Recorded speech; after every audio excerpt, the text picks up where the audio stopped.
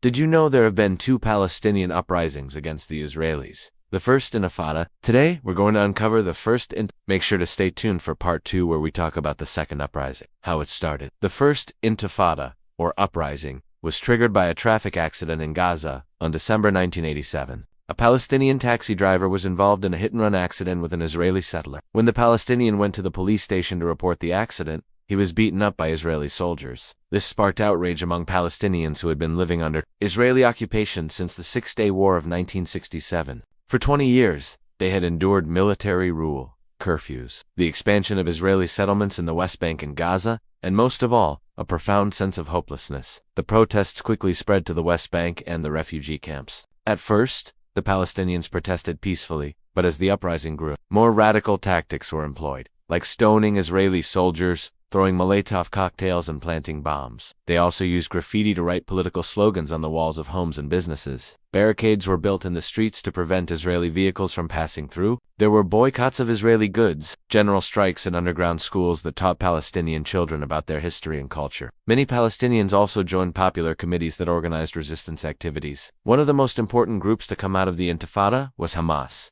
which was founded in What was Israel's response? Israel responded to the uprising with a heavy military crackdown. Israeli soldiers used tear gas and rubber bullets to disperse. They imposed curfews, particularly in the Gaza Strip, and they carried out mass arrests of suspected militants and troublemakers. However, the violence of the Israeli response brought international media attention to the Palestinian cause and turned world opinion against Israel. For the first time, the Palestinians were seen not just as militants but as an occupied people struggling for their freedom. What was the impact? The impact of the Intifada was profound. It led to increased pressure on Israel from the United Nations and the rest of the world to end its occupation of Palestinian territory. In 1993, Israel and the Palestinians met at the UN to negotiate a peace agreement, which ultimately led to the Oslo peace process. Although the uprising did not result in the complete withdrawal of Israeli forces from Palestinian territory, it did have a lasting impact. It paved the way for the formation of the Palestinian Authority, which has some degree of self-governing authority in the West Bank and Gaza. Intifada lasted from 1987 to 1993. It was a remarkable event in which ordinary Palestinians,